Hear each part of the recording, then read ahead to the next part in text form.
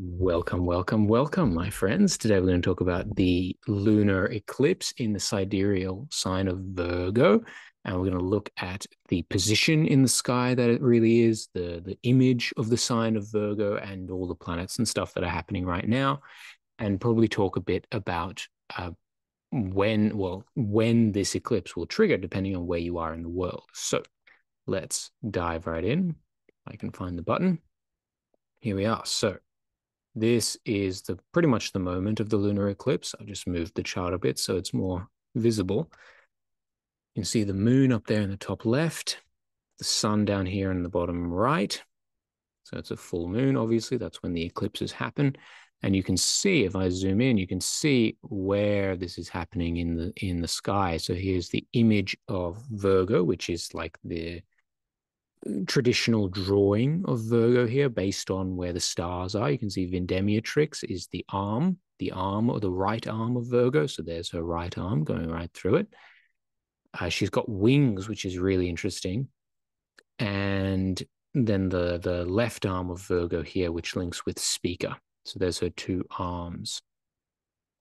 And then the rest, I mean, Virgo is not the best constellation, actually, because she's pretty dim and hard to see.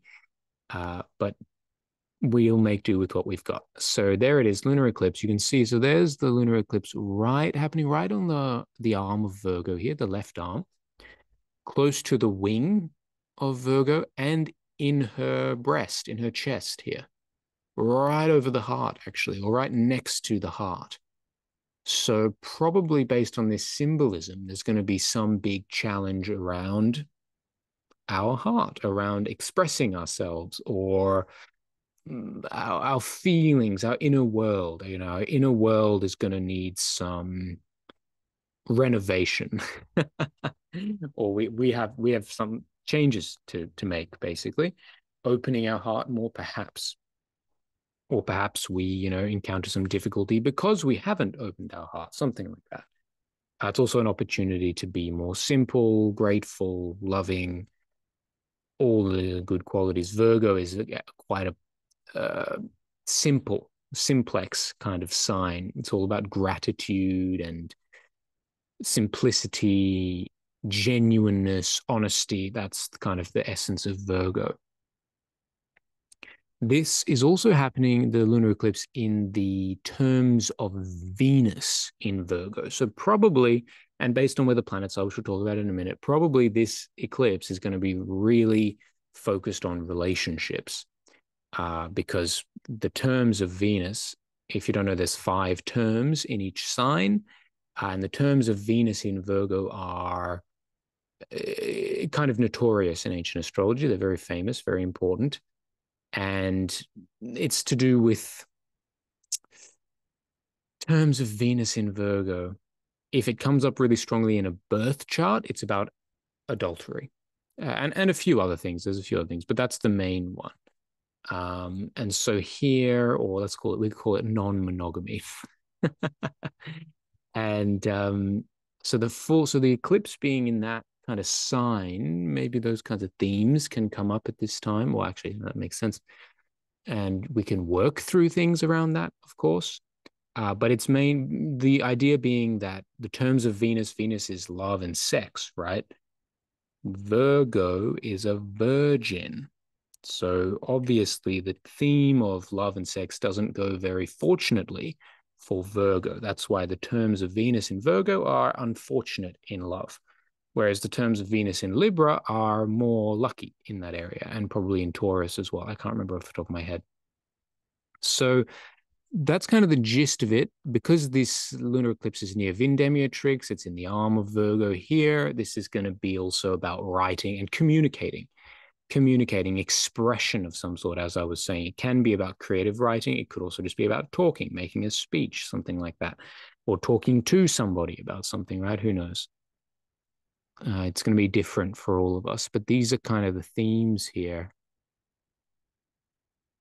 And then the wing of Virgo is to do with the more angelic, divine qualities that I mentioned before, linked with the heart, such as gratitude and simplicity and love. So then moving down over to the planets here, we've got Saturn and Venus. This is really the only important thing. Well, Mercury's in an interesting spot, actually. That's true. Jupiter's not really doing anything. But Venus and Saturn are very close. Inside, you can see the waters of Aquarius here, where he's pouring the waters down on the zodiac. This is the zone of divine inspiration.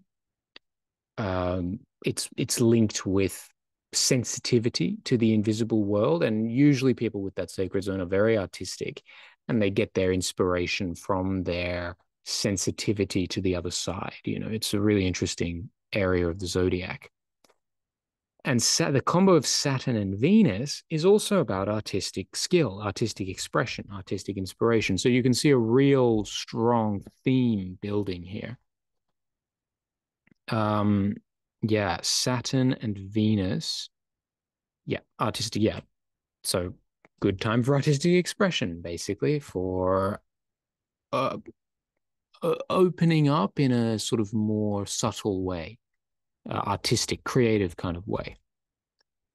Saturn and Venus obviously is also a bit more tense as regards relationships and friendships and things like that. So there's a real opportunity for us where we have to kind of sort out our tensions in friendships, relationships, and family connections, things like that. Venus is all the people close to us, and Saturn is about being obviously very cold and rigid and unfeeling.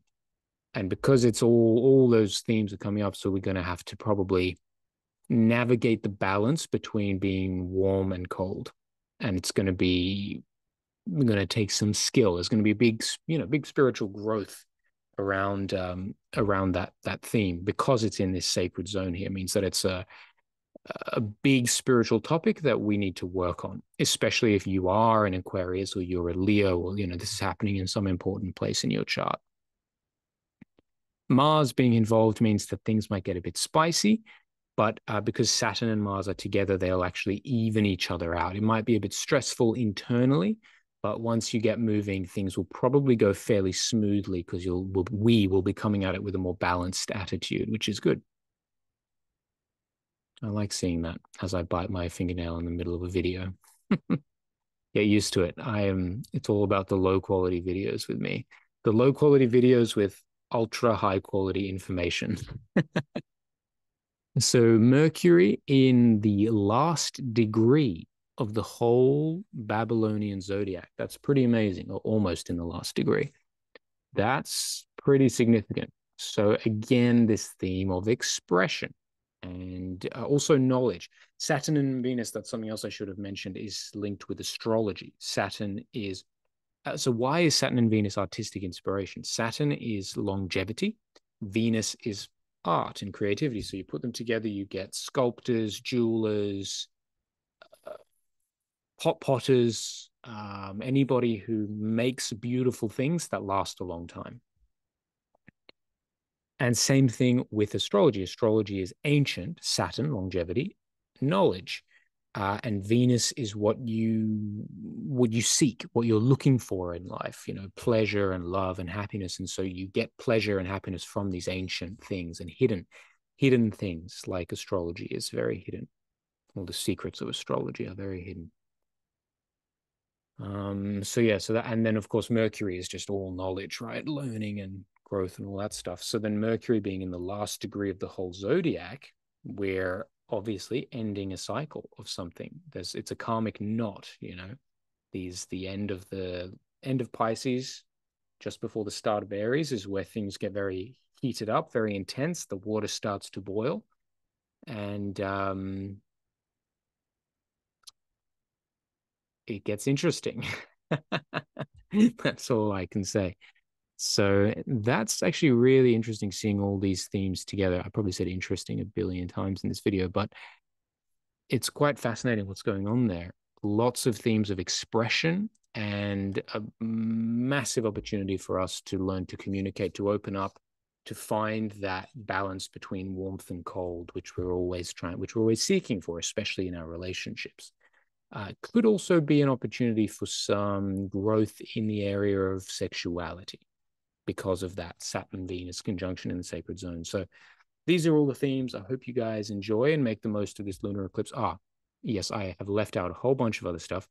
If you would like to learn about, how this eclipse will affect you depending on where you are in the world, the timing of the eclipse, when that will actually activate, especially on a collective level, but also on a personal level, and then you can click the link in the description. That'll take you to my Patreon. You can sign up there for much longer form content where I will discuss the ins and outs of all of those things. And I'll be making that video probably this week on Patreon, looking at that this lunar eclipse and what it's going to be. So if that's what you're looking for, I'll see you there.